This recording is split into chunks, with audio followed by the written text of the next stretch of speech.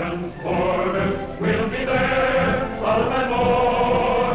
Be there till on, we carry on, for nothing will stop the Army Air Force.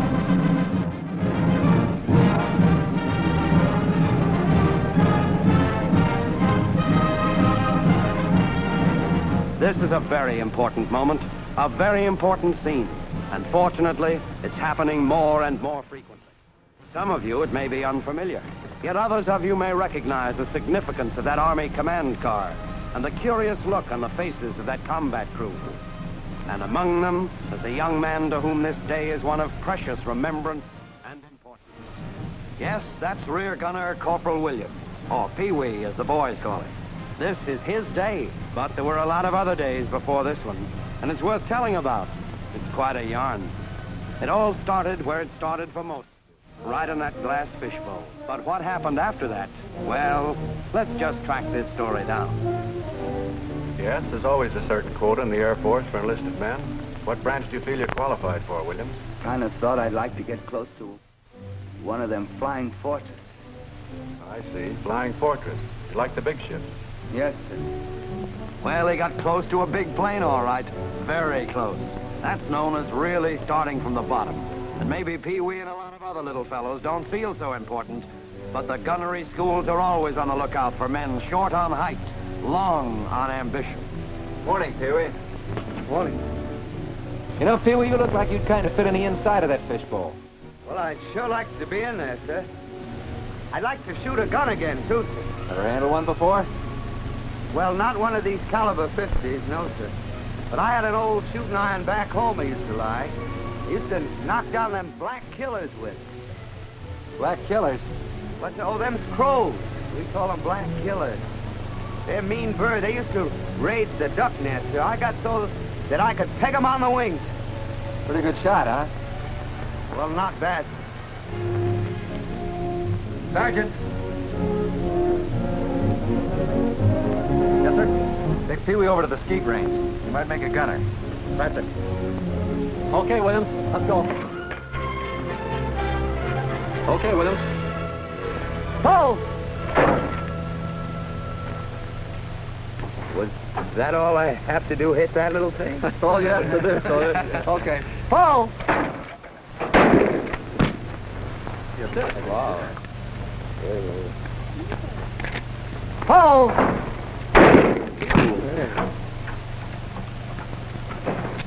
Oh! Ooh. I like that. That's all right. It's pretty straight.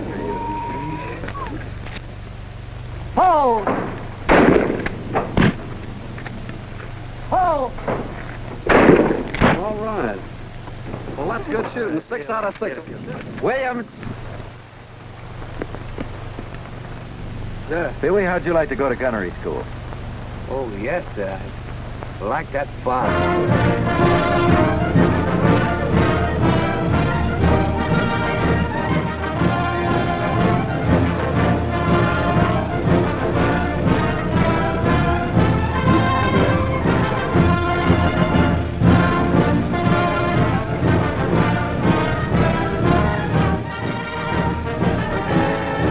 There they go, embryo marksmen of the skies. Those fellows mean business. You'll be hearing from them. They're aviation's mightiest little men. Where do they come from? From every corner of America. And here they are, student gunners at one of America's 3 vast gunnery schools. Yes, and there's Pee-wee. It's his first day, and he's on the brink of a new world.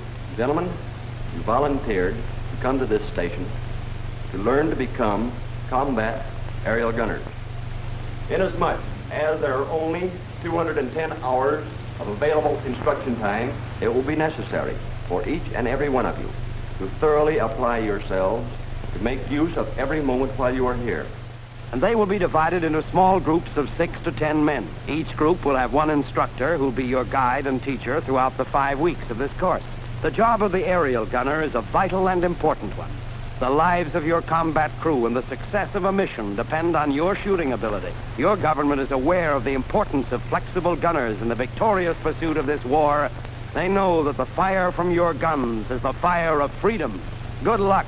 Aim well and shoot straight. Kick, cut! and shoot straight. That's a hot one. You know, back in Coney Island, I was a regular patsy for a shooting gallery. Used to blow all my dough trying to win a Cupid doll for my girl. My girl, she's nuts for Cupids, and I can't hit the side of a bond. You mean you got prizes for shooting? Certainly. Hey. Well, back in Kansas, we didn't get nothing except maybe the pleasure of hitting down crows. Well, at least you had to work out with a gun. Me, I'm starting from scratch. Let me tell you something, sweetheart. I'm itching to start. Yeah, me too. I wonder how long before them classes start. How long? Why, brother, you're starting in right now. Now, the first thing you have to know about the caliber 30 machine gun is the nomenclature and the part functions of the gun. Now, this is your accelerator. It's the timing device for all recoiling parts. This is your cocking lever, which is your fire control. This is your driving spring. Williams, you increase the sight base. What must you do to the diameter of the ring sight in order to keep the same miles per hour reference sight? Well, you have to increase the diameter. Very good. Questions and answers every day, faster than bullets. This is a class in exterior ballistics. In other words, what happens to that bullet after it's fired? What are the 5 forces that affect the trajectory? Propellant charge, Movement at a mount. air resistance. Gravity and drift.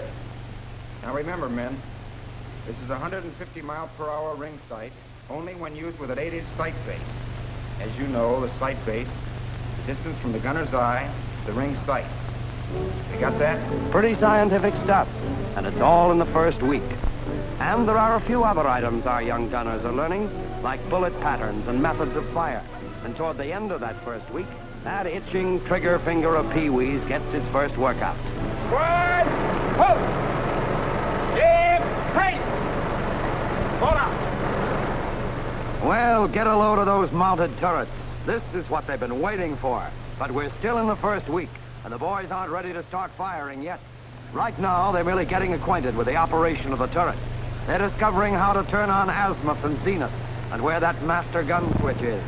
That's some workout for gunners just a week old. But they're already getting the feel of that turret, and before you can say caliber 50, they'll be veterans. And what do you think?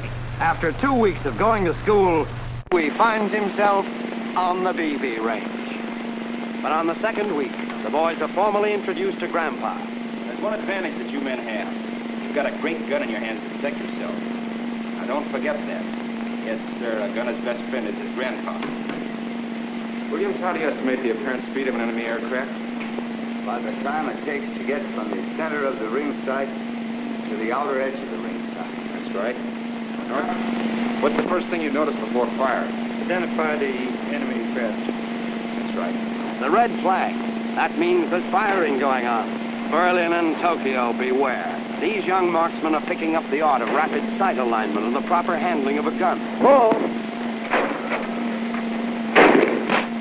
No country club or millionaire shooting lodge offers a finer skeet range than this one of Uncle Sam's, where gunners acquire the precision and practice of learning how to lead the target.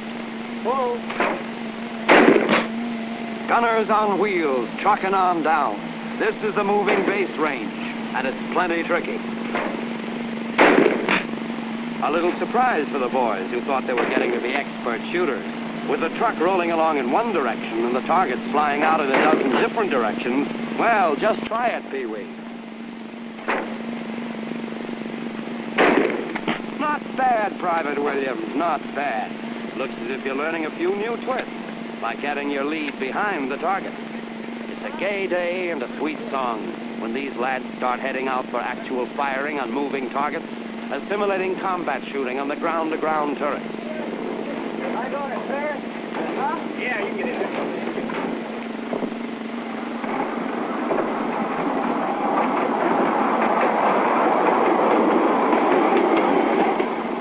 Williams, you've learned in construction of sights and relative speed how to estimate your lead. Now, here's your problem. Range from mount to front track is 200 yards. Speed of the target is 30 miles an hour. What's your lead? A quarter of an inch outside my inner ring. Okay. Now track your target and fire on whistle.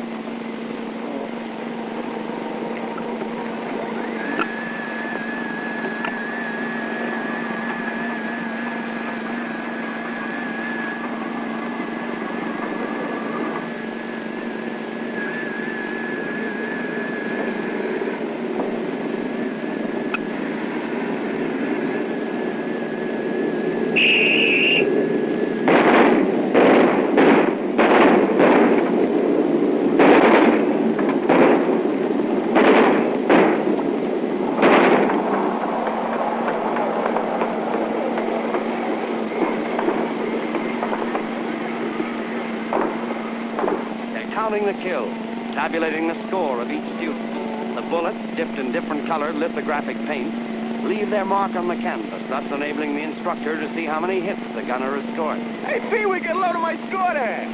Boy, if I'd had a gun like that 50 caliber, just think of the amount of Cupid dogs I could have knocked off at Coney Island. You can't win any Cupies in the Air Force, Benny. But if you keep on shooting like this, we'll let you get a couple of japs. Hey, save some for the rest of us, Sarge. Not so fast there, gunner. More ground school and study and midnight oil. But all the better to shoot well. Sight harmonization. The adjustment, the sight, the gun. So that the line of sight will intersect the trajectory of the projectile at the desired range. We're sure learning mighty fancy words. The Whistler boys and girls will be making the scientific movie. Well, here it is, the beginning of the 4th week, and they're back on the range. But there's one difference. Up until now, the gunner has learned how to shoot under normal conditions. Now, however, on this malfunction range, he runs into trouble. He finds out what to do when things go wrong. Another precaution for the gunner's protection. Men, in each one of these guns, we have put broken parts or damaged rounds. You will learn to determine by the action of your gun just what the malfunction is. Now remember this. The gunner in the air must be able to find the cause of a stoppage or jam with the greatest possible speed and without completely stripping his gun.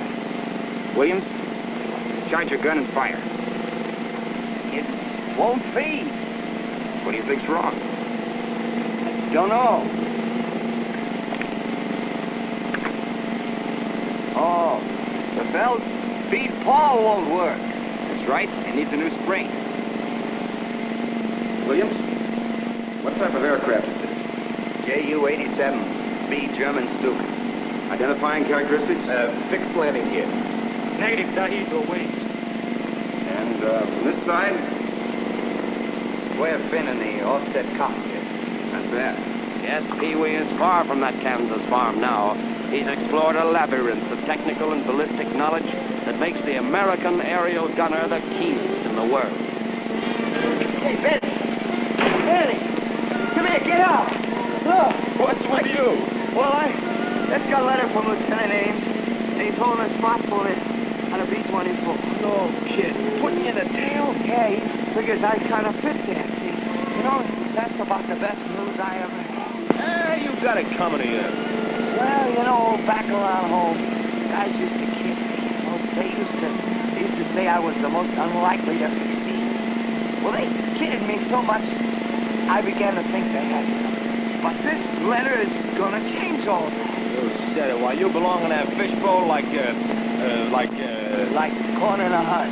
Sure, Yeah. sure. You can tell them all what time it is now. Sure, kid. Look, Pee-wee, I've been taking a gander at this war. Now, let me tell you something. From where I sit, from my tail seat, it's the gunner boys that are giving out with the stuff that's going to decide this plan, baby. Well, yeah. Of course, it's only my personal opinion, but... Well, you know, the way I look at it, it takes all kinds of guys doing all kinds of jobs to win this war. But ours is, I figure, is a mighty big job. And by golly, it makes you feel big just to be in it. Hey, fellas, hurry up. It's 9 o'clock. We're due out on the range for night firing.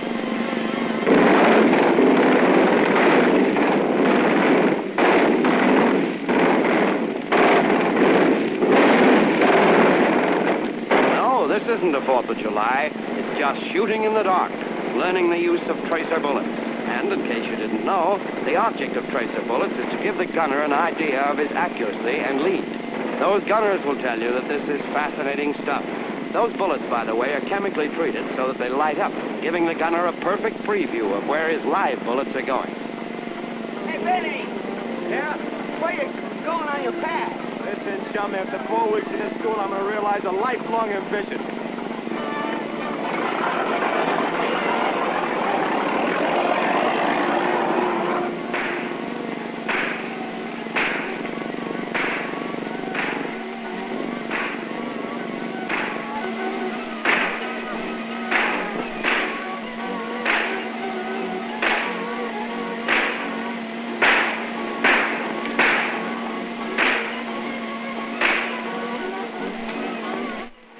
Get up again. Oh, give us a break, will you, soldier? You know you're going to shoot me in the bankruptcy.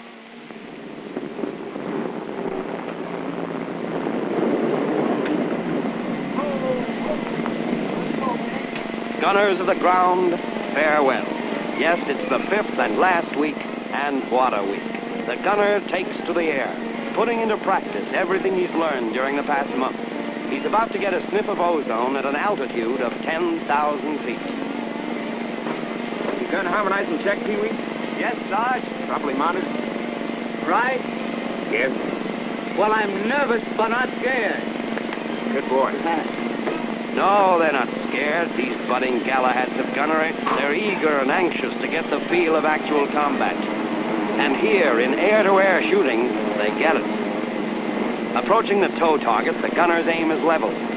This is straight beam firing, and is the first step in air-to-air shooting.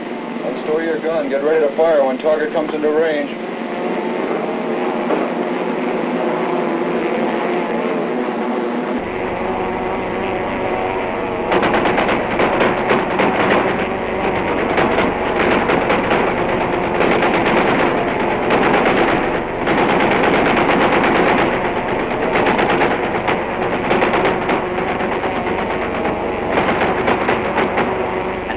Days, maneuvers become a little more elaborate.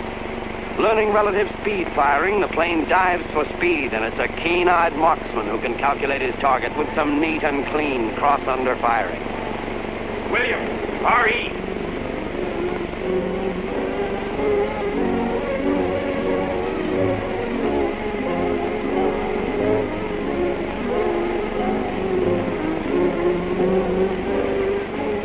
Congratulations, Williams. Thank you. Yes, this is a golden moment, a moment of proud achievement when Pee-wee Williams, along with hundreds of other gunners, gets his diploma. This diploma is his passport into the vistas of victory.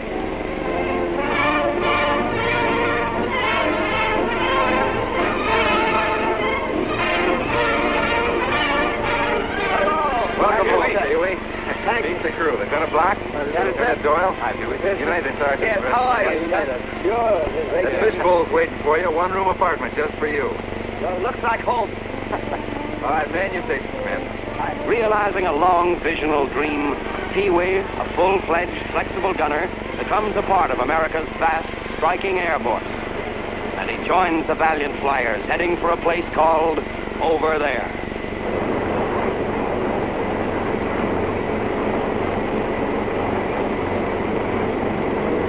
But things happen thick and fast over there. Pee-wee got his first taste of combat under fire.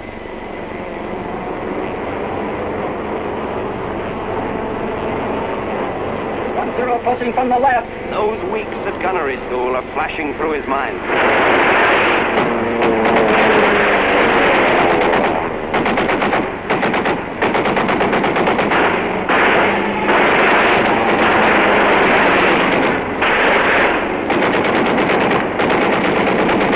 Okay, Pee-wee's all yours.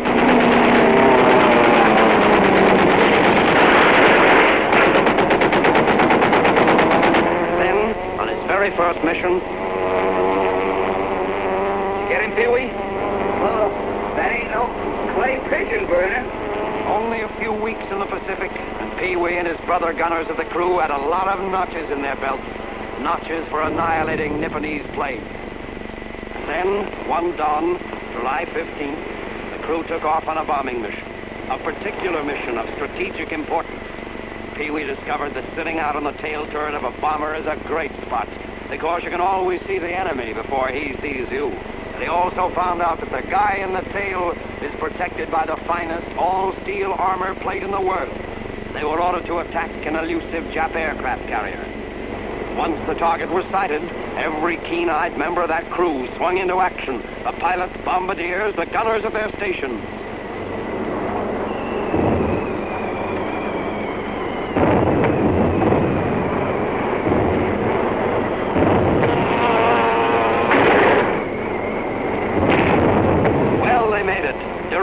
With those 600-pounders of TNT blowing up right in Hirohito's face. But then the real trouble started. 5-0's heading in. Man your stations.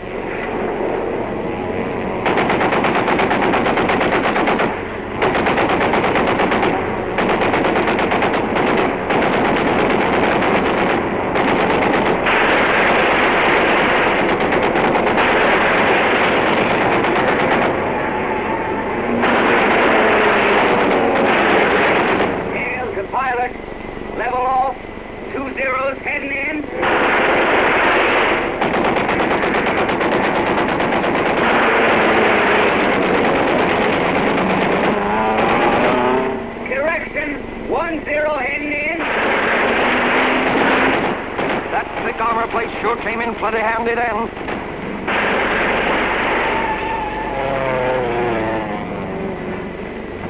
One and four motors are hit. We're losing altitude fast. We're not through yet. One more trailing. Stand by. It looks bad. They're just waiting for us to drop. I hope those gunners can hold them off.